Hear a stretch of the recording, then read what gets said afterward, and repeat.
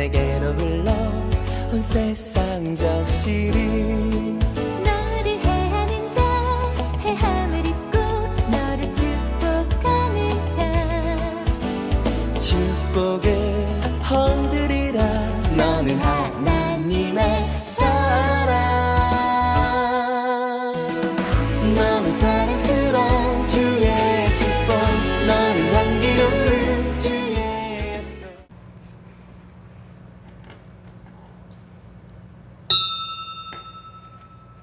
자리에서 일어나셔서 하나님 앞에 일부 예배를 드리겠습니다. 기도하시겠습니다.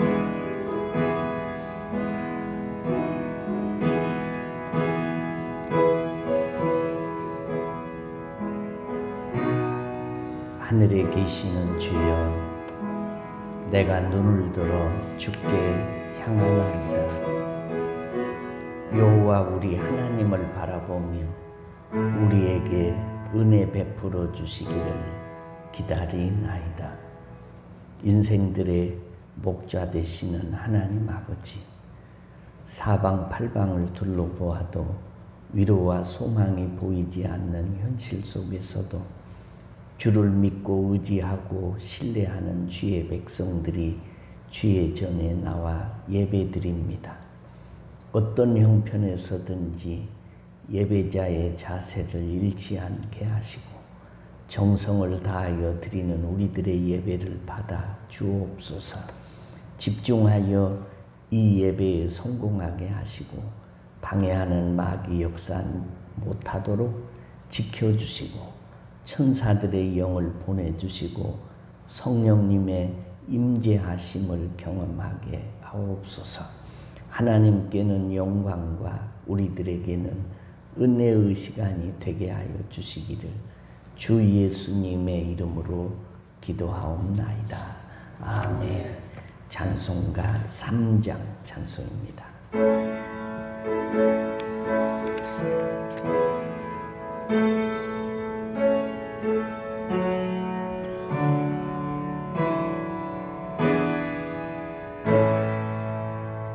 성부 성자와 성령 찬송과 영광 돌려보내세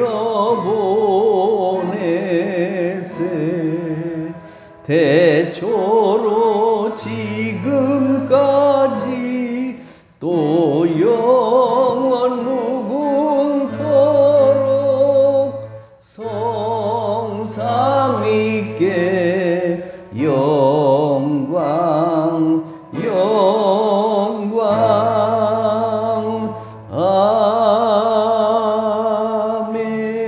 아멘.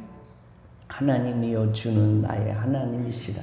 내가 간절히 주를 찾되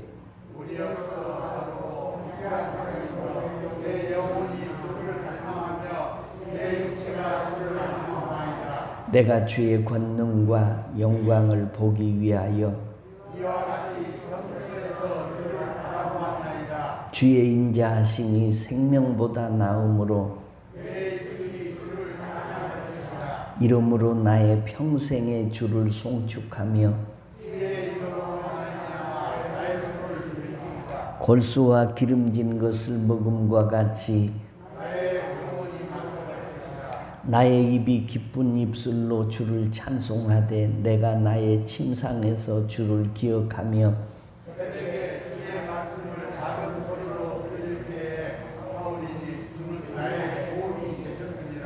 내가 주의 날개 그늘에서 즐겁게 부르리이다. 아멘.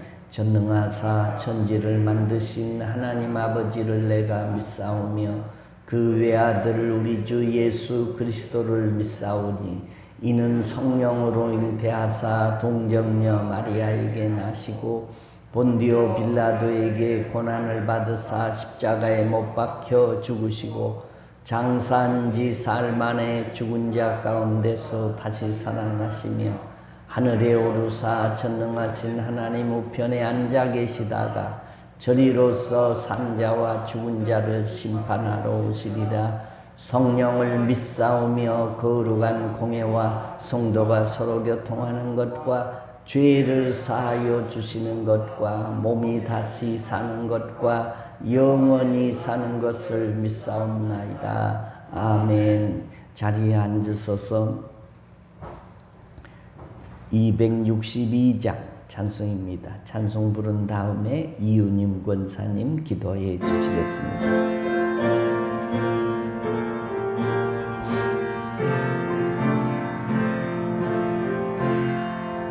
날 구원하신 예수님 영원히 찬송하겠네. 저 죄인 어서 주께 와 죄 사유하심 받으라. 구하라 주실 것이요 찾으라 얻을 것이라. 죄 중에 상한 영혼을 주 온전하게 하시네. 주리 죄로 인하여 피 흘려 죽으셨으니 주밖에 없는 사랑을만 백성 알게 전하세. 주 예수 사랑 못 잊어 나 항상 눈물 흘리네. 이 세상 어디 가든지 나 주만 생각합니다. 목마른 자의 세매와 영생의 물을 마시라. 내 주를 사랑한데도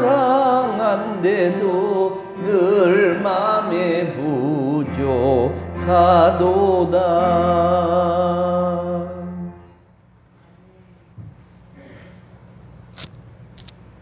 우리에게 복 주시기를 좋아하시는 하나님 아버지, 감사와 경배와 찬양을 올려드립니다. 아멘. 코로나19라는 전염병의 복병을 만나 전무 홍보한 어린이들을 무관중으로 치르는 시대를 만났습니다. 전염병과 시조 한편에서는 흑수로, 또 한편에서는 흑용으로 인해 충분한 많은 피해자들이 대항을 피할 수가 없네요. 죄를 죄로 여기지 아니하고 하나님의 뜻을 쫓아 살기보다는 세상의 쾌락과 편리함을 쫓아 살았던 저희들의 죄를 용서하여 주옵소서. 아멘. 성령 충만보다는 속사람의 강건함보다는 그리스도의 삶을 살지 못한 저희들의 믿음 없음을 또한 용서하여 주옵소서. 아멘. 말세 진화를 살고 있음에도 하나님의 뜻을 깨닫지 못하고 기도하지 않았음을 고백합니다.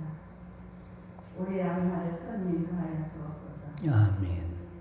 치료에 아파되시는 주님, 사랑하는 주의 자녀들, 원치 않는 질병으로 고통받는 이들, 경제적으로 어려운 이들, 그 밖에 어려움에 처해 있는 이들, 주님과의 맡긴다는 허를 주사 우리의 기도를 응답하여 주옵소서. 아멘. 주의 얼굴빛을 이곳에 비추시어 성령님이 함께 하심으로 신령과 진정으로 예배드리기를 원합니다. 아멘. 말씀의 소리를 타고 오시는 성령님, 이 시간 사랑하는 사자 목사님의 말씀을 통해 전하는 자나 듣는 자가 다 믿는 귀한 시간 되게 하옵소서. 아멘. 우리를 죄악에서 구원하여 주신 예수님의 이름으로 기도하옵나이다. 아멘.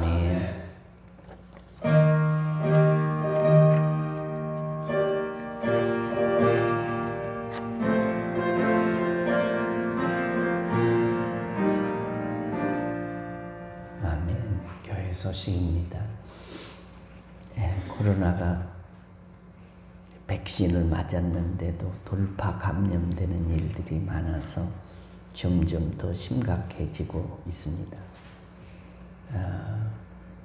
제가 마스크를 쓰고 할 수가 없어서 여기다가 이렇게 아크릴 가림막을 해놨는데 좀 더 답답한 생각이 들어서 이걸 이렇게 해야 하려나 좀 다시 고민을 하게 됩니다. 어쨌든 이 코로나 시대에도 이 지역은 대면 예배를 드릴 수 있도록 방역 당국에서 허락을 하고 있습니다. 그래서 마찬가지로 우리 교회는 8시와 11시, 수요 기도에 7시 30분, 새벽 기도에 이렇게 예배를 드리고 있습니다. 정한 예배 시간에 꾸준히 늘 힘들어도 참여하시고 예배에 성공할 수 있고 또 이 어려운 때에 우리가 영성이 피폐해지지 않도록 정오 1분 기도 또 정한 예배 시간에 늘 참여해 주시기를 부탁을 드립니다. 우리 교회는 주일 아침마다 교회 전체 소독을 하고 여러분이 앉아있는 자리도 다 소독이 돼 있습니다. 여러분 개개인의 위생만 잘 지켜주시면 별일이 없을 것입니다. 저는 오후 3시에 예람교회 유아세례식에 집례하러 참여를 하게 됩니다. 위에서 기도해 주시면 감사하겠습니다. 이제 하나님 말씀을 보겠습니다. 하나님 말씀은 시편 141편 1절로 5절 말씀을 제가 봉독하겠습니다. 시편 141편 1절로 5절 말씀입니다. 여호와여 내가 주를 불러싸우니 속히 내게 오시옵소서. 내가 주께 부르짖을 때에 내 음성에 귀를 기울이소서. 나의 기도가 주의 앞에 분향함과 같이 되며 나의 손드는 것이 저녁 제사같이 되게 하소서.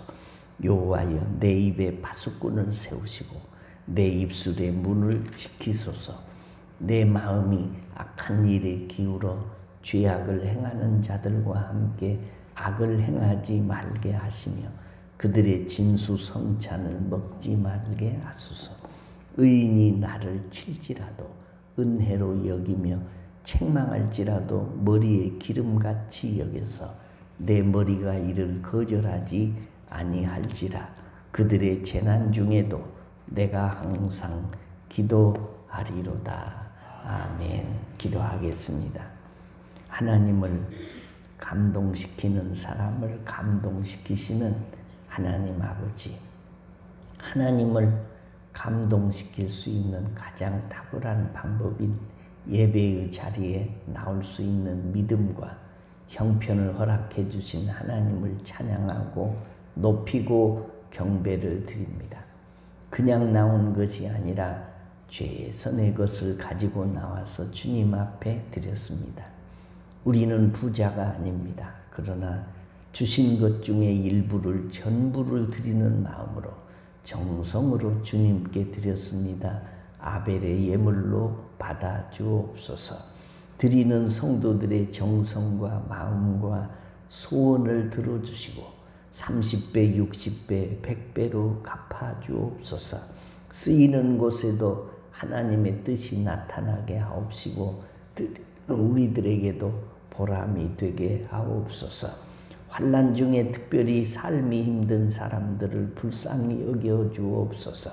병들어 투병생활하는 사람들, 우리가 눈을 감는다고 장님의 고통을 알 수 없듯이 그들의 어려움을 다 알고 경험할 수 없으니 우리들의 안고 일어섬을 아시는 하나님이 찾아가셔서 위로하시고 회복시켜 주시고 새 힘을 주옵소서. 군대 객지 외국에 나가 있는 주의 자녀들, 집에 살아도 힘든데 집과 가족을 떠나 사는 자들의 힘듦을 아시오니 그들의 형편을 살펴주옵소서. 말씀을 전하고 듣겠으니 말씀이신 성령님이 우리 가운데 운행하여 주옵소서. 은혜 주시기를 기뻐하시는 예수님의 이름으로 기도드리옵나이다. 아멘. 할렐루야. 오늘 아침 어떻습니까? 오랜만에 우리 한번 고백해 보겠습니다. 저는 예수 믿어 구원받았습니다 라는 고백을 한번 해보겠습니다. 저는 예수 믿어 구원받았습니다. 저는 예수 믿어 하나님 자녀 되었습니다. 저는 예수 믿어 천국 백성 되었습니다. 하나님께서 선물로 주신 오늘 하나님 말씀으로 가르침을 받습니다. 눈을 열어 주의 법 안에 있는 놀라운 진리를 보고 깨닫게 하소서. 아멘으로 순종하여 하나님께 영광을 돌리는 삶 되게 하소서. 아멘.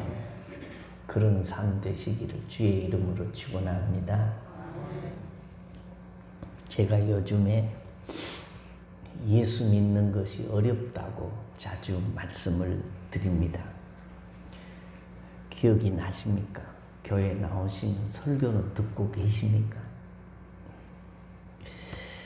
쉬우면 잘 믿는 사람들이 늘어날 텐데 어려우니까 시절도 어려운 시절을 만나면 점점 잘 믿는 사람 찾기가 어렵습니다.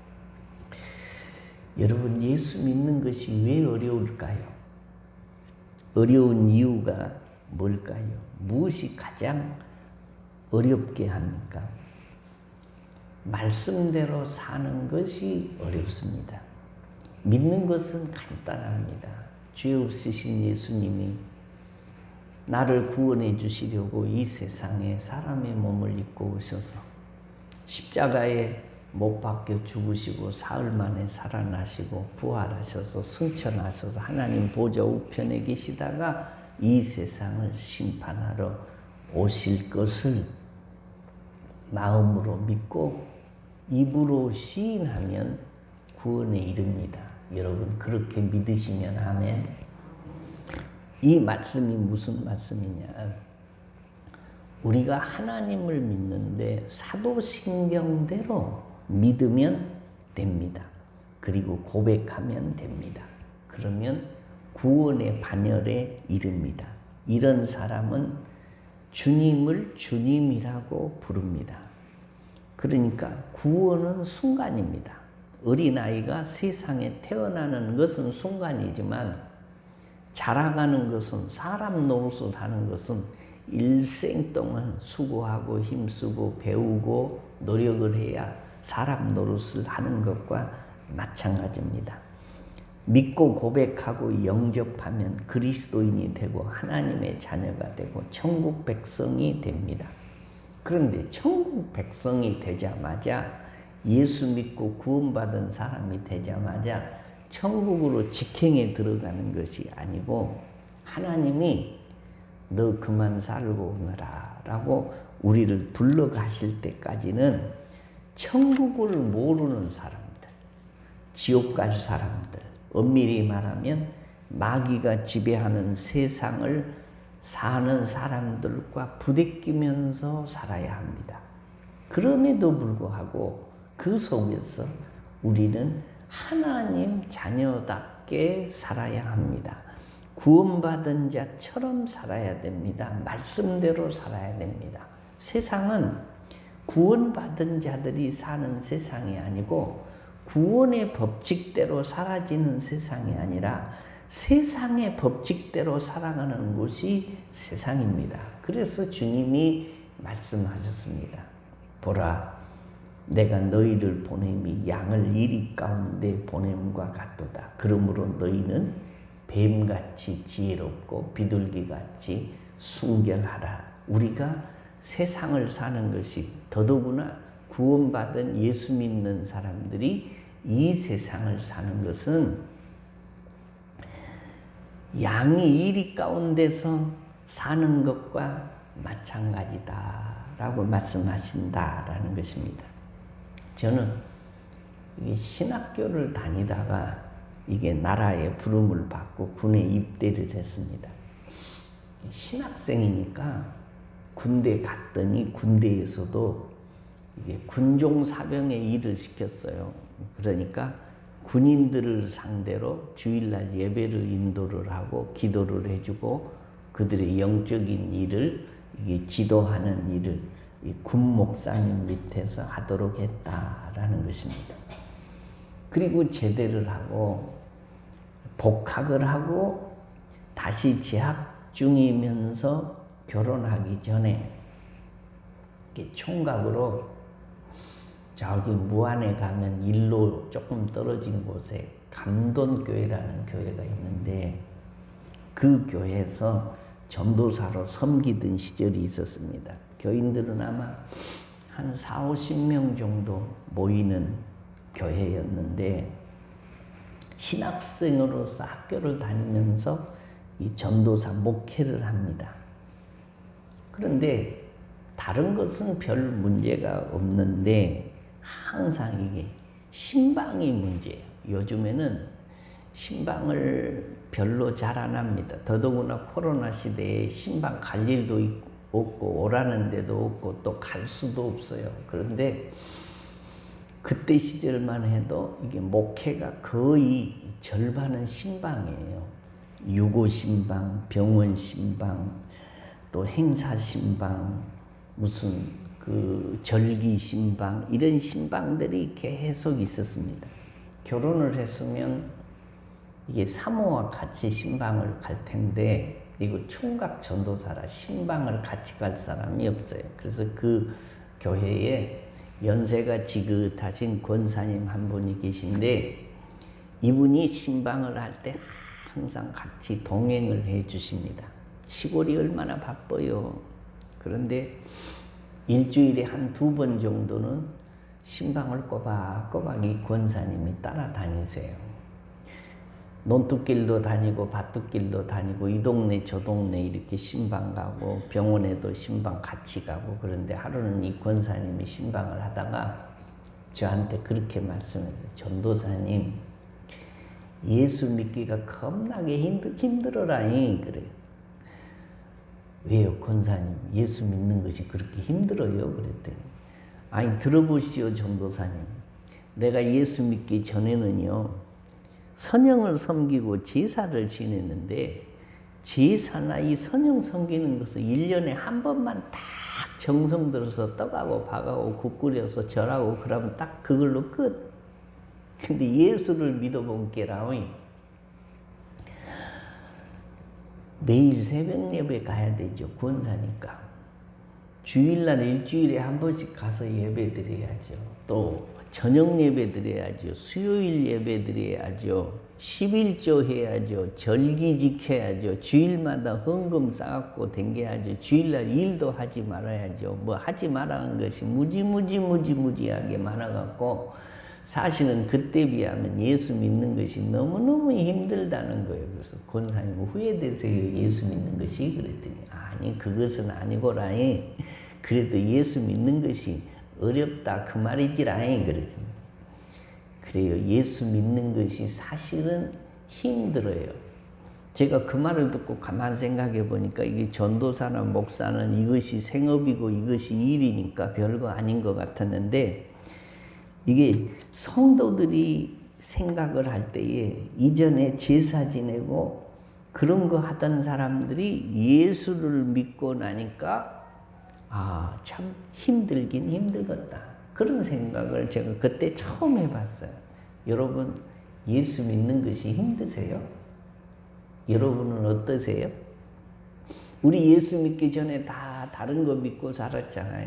제사도 지내고 선영 섬기고 귀신 섬기고 산당 섬기고 그러고 살았는데 이렇게 예수 믿는 것이 더 쉽겠어요? 선영 섬기는 것이 더 쉽겠어요? 사실 그 권사님의 말씀을 들어보니까 예수 믿는 것이 사실은 힘든 일이에요. 주님도 예수 믿는 것이 어렵다고 말씀하셨어요. 마태복음 16장 24절에 아무든지 누구든지 나를 따라오려거든 자기를 부인하고 자기 십자가를 지고 나를 좇을 것이니라. 그러니까 예수를 믿으려면 주님 따라가려면 3가지를 해야 되는데 첫째는 자기를 부인하고 이 말은 나는 없는 것처럼 생각하고 그런 말이에요. 그 다음에 자기 십자가를 지고 자기 십자가, 자기가 져야 할 십자가가 한두 가지가 아니라는 거죠. 예수 믿으려면. 그 다음에 나를 쫓을 것이니라. 사람 쫓아가는 것도 아니고 목사 쫓아가는 것도 아니고 주님을 쫓아가려니까 이 길이 어렵다. 예수님이 어렵다고 말씀을 하셨어요. 예로부터 바른 신앙의 길을 걷는 그리스도인들에게는 고난이 많았습니다. 일생을 사는 사람 중에 사연 없는 사람도 없고 상처 없는 사람도 없습니다. 제가 만난 성도들의 이야기를 좀 깊이 들어보면 다 똑같아요. 그 얘기가 뭐냐면, 목사님, 내가 살아온 것을 어떻게 말로 다 표현할 수 있겠습니까? 책을 써도 몇 권을 써야 되고, 드라마를 이게 찍어도 이게 몇 시간짜리를 찍어야, 영화 한 편을 찍어야 할 겁니다. 라고 말을 합니다. 그렇습니다. 모든 사람에게는 저마다의 인생의 기록들이 있는데 대개는 다 기구하다는 겁니다. 세상이 그렇게 호락호락하지 않기 때문입니다. 그 중에 삶의 고비고비가 있고 삶이 특별히 힘든 때가 있습니다. 사람들은 환난과 시험이 닥칠 때에 흔히 왜 나에게는 이런 일이 생길까? 왜 하필이면 이런 일이 나에게 올까라고 탄식을 합니다. 그러나 누군가 당한 일이라면 누구나 당할 수 있습니다. 무슨 얘기예요? 누군가 당한 일이라면 누구나 당할 수 있다. 그러면 사람들의 삶이 거기서 거기 다 50보 100보 비슷비슷하다, 그런 말이죠.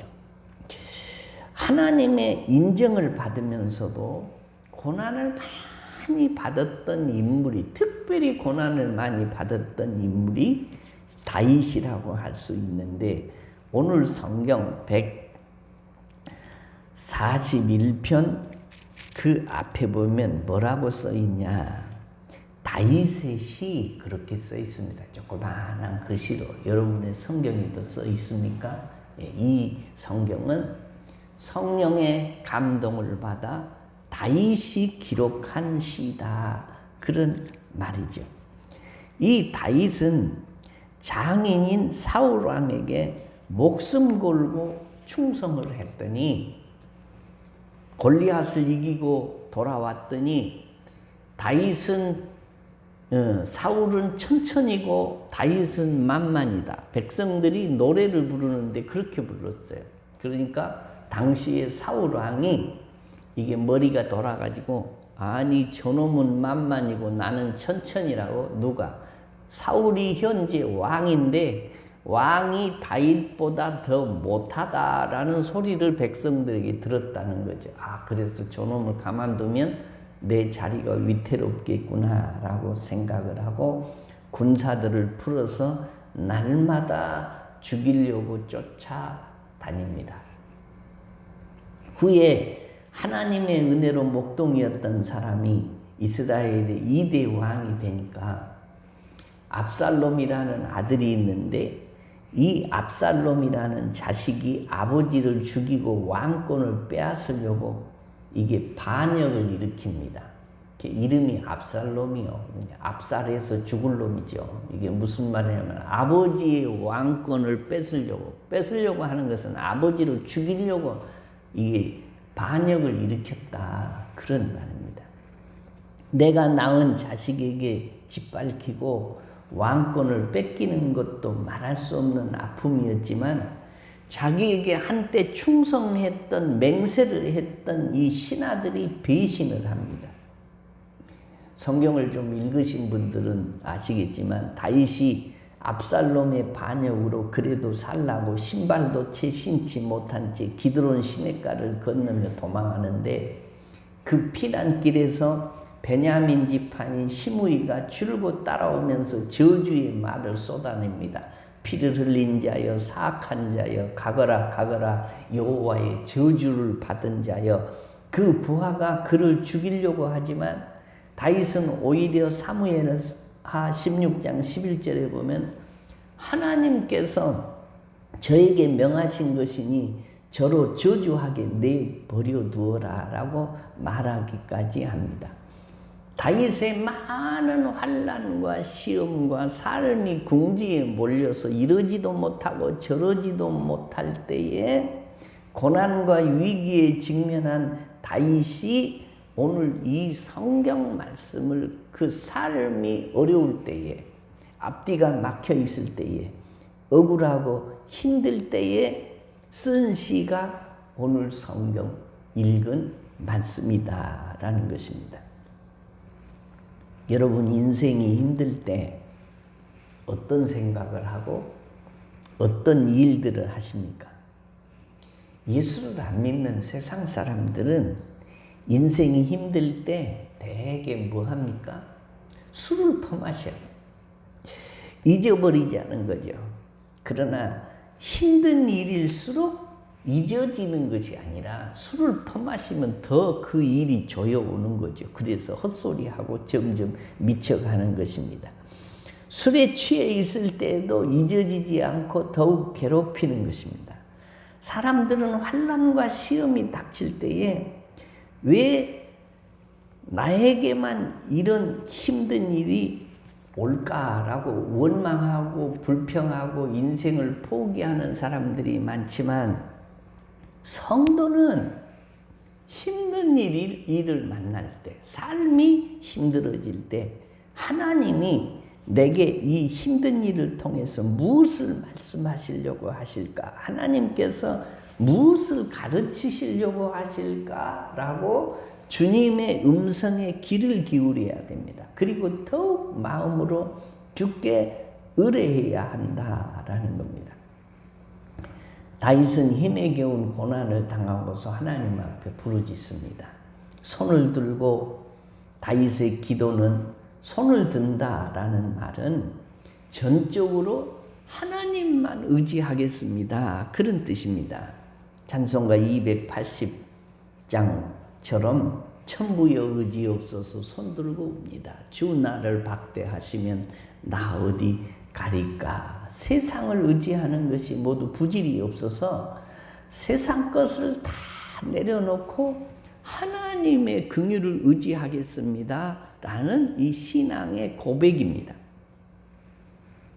우리가 정말로 하나님을 신뢰하는 믿음을 가지고 있다면 인생이 고난을 당할 때, 삶이 힘들어질 때 주님께 더 가까이 다가서라는 하나님의 배려인 줄로 알고, 그래서 고난은 변장된 축복이라고 말하는 것과 마찬가지로 누구에게나 고난이 변장된 축복이 되는 것은 아니고, 고난이 올 때 이 풍랑이년하여서 더 빨리 갑니다 라고 주께로 가까이 나아가는 자에게 고난이 변장된 축복이 되는 줄로 믿으시면 아멘. 때 오늘 3절로 4절 말씀에 보면 다윗이 이렇게 기도합니다. 여호와여, 내 입에 파수꾼을 세우시고 내 입술에 문을 지키소서.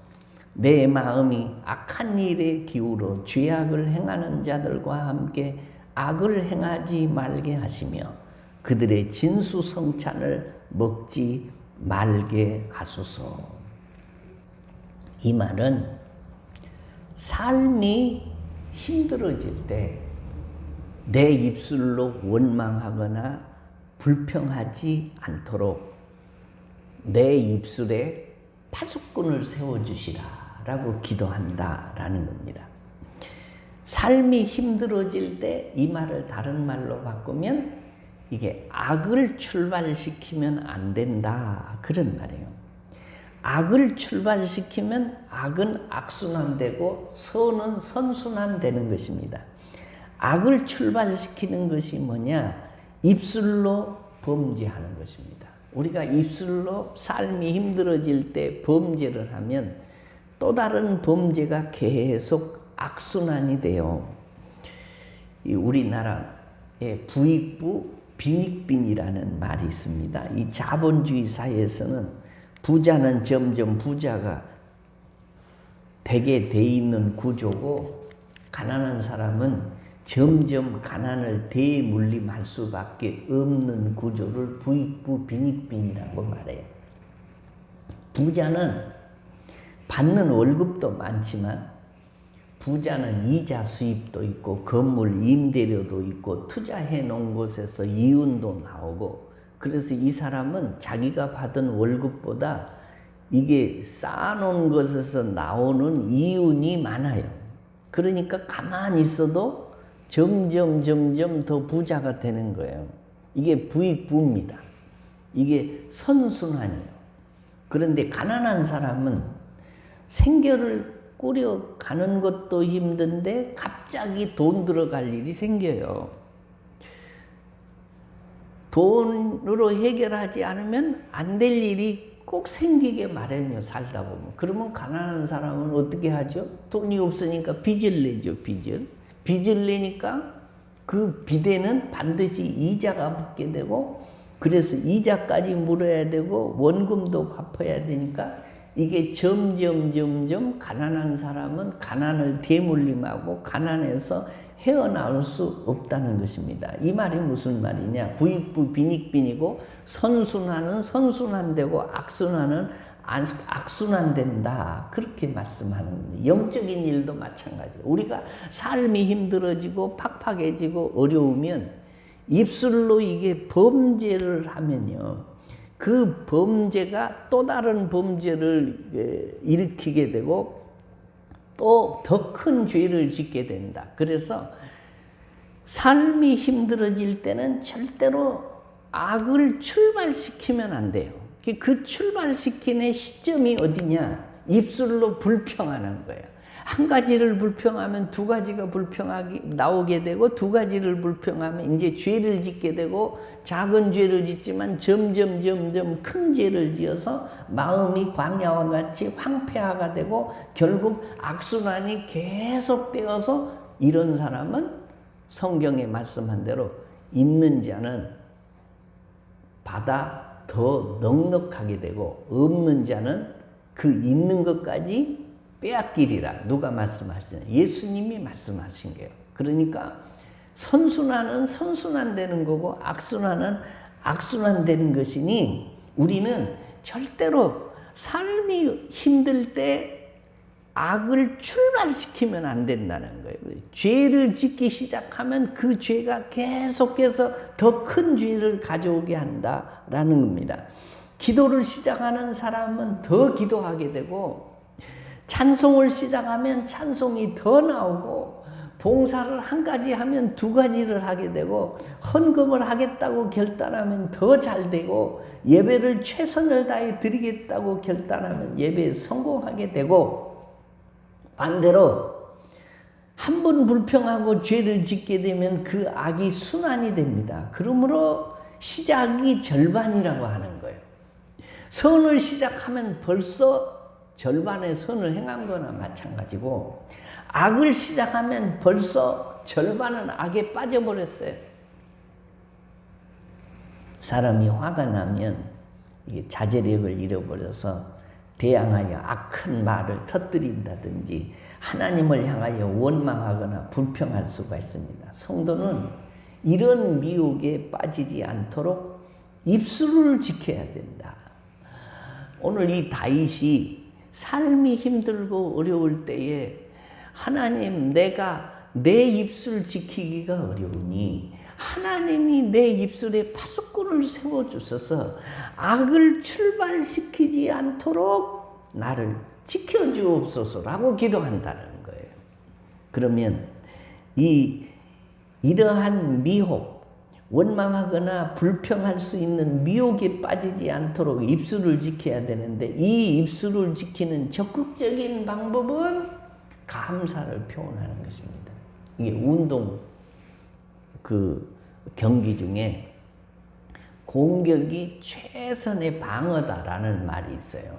공격을 잘하면 방어가 저절로 된다, 그런 말이죠. 이게 무슨 말이냐면, 우리가 하나님을 사랑하려고 하고 또 하나님의 말씀대로 살려고 하고, 삶이 힘들어질 때 범죄를 안 하려면 적극적인 공격을 해야 되는데, 이 원망이 안 나오게 하는 방법 중에 하나가 오히려 감사하는 거예요. 하나님 감사합니다. 감사의 찬양을 하고 감사의 기도를 하는 이 적극적인 방어를 하는 거다.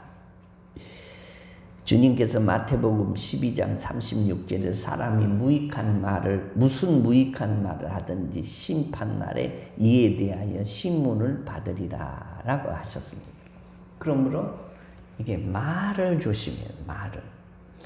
삶이 힘들 때는 특별히 감사의 말을 하라라는 것이, 이것이 이 다윗이 삶이 힘들어질 때 이것을 헤쳐나가는 방법 중에 하나였다라는 겁니다. 그 다음에 두 번째로는 삶이 힘들 때에 다윗이 마음과 행동의 범죄로부터 지켜주시기를 구했다라는 겁니다. 내 마음이 악한 일에 기울어 죄악을 행하는 자와 함께 악을 행치 말게 하시며 저희 진술을 먹지 말게 하소서라고 기도했다라는 거죠. 다윗은 단순히 입술의 죄악뿐만이 아니라 자신의 마음속에 숨겨져 있는 악한 성향이 발동되지 않게 해달라고 간구합니다. 우리 사람 마음속에는 선을 행할 본성도 있고 악을 행할 본성도 있습니다. 어떤 본성에 충실하느냐에 따라서 선이 나오기도 하고 악이 나오기도 합니다. 그런데 이 일이 잘 안 됩니다. 대개 사람들은 선한 쪽보다는 악한 쪽으로 기울어지기가 쉽습니다. 그 이유는 죄의 본성이 우리의 마음속에 자리 잡고 있어요. 타락한 본성. 우리는 원죄를 그대로 물려받은 사람들이고 세상을 살면서 스스로 지은 죄악의 뿌리들이 우리 속에 있고 그 죄악의 뿌리를 가지고 자꾸 죄를 발전시켜 나가려고 하는 이 사탄의 역사가 우리 주변에 항상 도사리고 있습니다. 그래서 악에 충실하기는 쉽습니다. 그러나 선에 충실하려면 악에 충실하는 것보다 한 4-5배 정도는 노력과 심혈을 기울여야 우리가 선을 행할 수 있는 능력이 나오는 것입니다. 그래서 찬송가에도 내 힘과 결심 약하여 늘 넘어지기 쉬우니 주 이름으로 구원해 날 받으옵소서라는 찬양이 있습니다. 우리는 우리 자신이 악으로 기울어지지 않고 유혹하는 식탁에 동석하지 않도록 기도해야 된다. 동의하시면 아멘. 마지막입니다. 인생이 힘들 때 세상과는 타협하지 않겠다는 결심을 해야 됩니다. 오늘 본문 내용은 삶이 힘들고 고난이 밀려와도 내가 세상과 타협하지 않고 더욱 주만 의지하겠으니 나를 도와달라는 기도문입니다. 삶이 힘들어지면요, 적당히 타협하려는 욕심이 생깁니다. 그죠? 둥근 세상, 둥글둥글 적당히 살다가 가야지. 내가 뭐라고 이 고생을 하면서 더 큰 짐을 지고 살아야 하나라고 적당히 타협하고 싶은 생각이 드는 것이 인지상정입니다. 그러나 다윗은 세상의 어떤 악과도 결코 타협하지 않겠다는 단호한 결단의 의지를 나타내는 것입니다. 다윗은 인생의 수많은 고난을 통하여 생명의 길을 터득하고 있는데, 그래서 시편 119편 71절에서 이렇게 말합니다. 고난당한 것이 내게 유익이라. 이로 말미암아 내가 주의 율례들을 배우게 되었나이다 라고 고백을 합니다. 인생의 고난은 하나님께 더욱 가까이 나아갈 수 있는 절호의 기회입니다. 성도는 어떤 경우를 만나도 이 세상과 타협해서는 안 됩니다. 오히려 고난을 감사히 여기고 하나님의 구원을 소망할 때 하나님의 은혜를 입게 됩니다. 세상에서의 잠시의 평안을 바라고 타협을 한다면 결국 영원한 후회를 남기게 됩니다. 다윗은 비록 자신의 힘으로는 이길 수 없는 시련이지만 하나님의 긍휼과 은혜로 승리할 수 있기를 기도하고 있습니다. 야고보서 5장 13절을 읽어보고 말씀을 맺겠습니다. 너희 중에 고난당하는 자가 있느냐? 저는 기도할 것이요. 즐거워하는 자가 있느냐? 저는 찬송할지니라 라고 말씀합니다. 사랑하는 성도 여러분, 우리가 세상을 살다가 이런 시대를 만나본 적이 없습니다. 꿈꾸지도 못하고 상상치도 못하고 생각지도 못한 시대를 만났습니다. 삶이 다 힘들다고 말합니다. 삶이 힘들 때 그리스도인들은 하나님을 가까이 할 수 있는 절호의 기회인 줄로 알아 선용해서 주님께 더 가까이 나가는 축복이 여러분과 여러분의 자녀들과 여러분의 주변에 있어지시기를 주의 이름으로 축원합니다. 하나님 아버지, 온 세상이 힘듭니다. 나라도 힘들고 개인도 힘들고 우리의 심령도 힘을 잃어가는 때를 만났습니다. 믿음의 조상이요 메시아의 선조인 다윗도 삶이 힘들고 어려울 때에 아침 저녁으로 제단에 분향하는 것과 같이 손을 들고 하나님 앞에 기도하는 기도의 제목들이 있었습니다. 아버지, 삶이 힘들 때 내 입술을 지켜주옵소서라고 기도하고 삶이 힘들 때에 악을 출발시키지 않게 하여 주시고 선한 열매 맺으며 살게 하여 주옵소서. 삶이 힘들 때 세상과 적당히 타협하며 살지 않게 하시고 동야청청 믿음을 지켜가는 사람 되게 하여 주시라고 기도했던 것과 같이 온 세상이 힘든 세상을 만났는데 다윗의 기도가 내 기도가 되기를 소원하며 우리 믿음 지키고 주님 나라에 들어갈 때까지 이 십자가의 길 묵묵히 내 몸에 되어준 십자가를 지고 잘 다름질하는 믿음의 종들 되도록 도와 주시옵소서. 악을 출발시키지 않게 하시고 선한 열매가 날마다 내 삶 가운데 맺어지게 하여 주시고 하나님의 사랑과 긍휼과 은혜를 덧입고 사는 복된 인생 살게 하여 주옵소서. 몸이 아픈 사람들이 아픈 곳에 손을 얹었습니다. 주여 오짜훈한 손으로 안수하소서. 더러운 병마와 질고들은 나사렛 예수 이름으로 떠나가게 하시고 치유받게 하시고 회복되게 하여 주시옵소서. 훗날에 이 풍랑 다 지난 다음에 하나님 앞에 섰을 때에 잘했다 칭찬 듣는 면류관 쓴 주의 종들 되도록 도와 주옵소서. 예수님의 이름으로 기도하옵나이다. 아멘. 서신체로 하나님 한 분도 나를 오신실하신 주 찬양하겠습니다.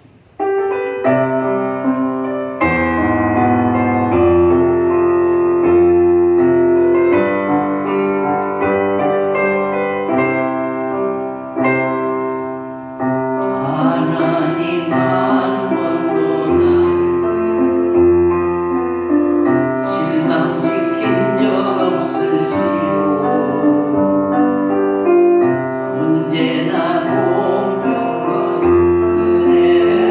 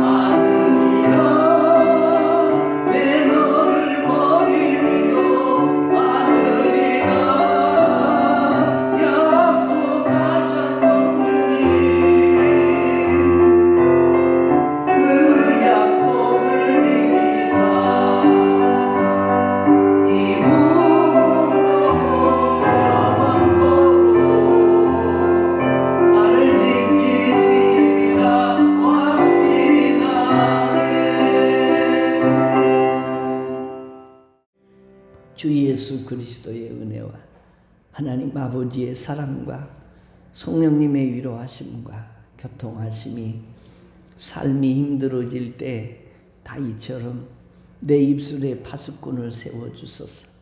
악을 출발시키지 않고 세상과 타협하지 않고 이 풍랑이년하에서 더 주께로 가까이 나아가기로 다짐하고 결단하고 돌아가는 모든 성도들의 머리 위와 그들의 가정과 자녀들과 생업 위에 신혼신 위에 이제로부터 영원토록 함께 있을지어다. 아멘.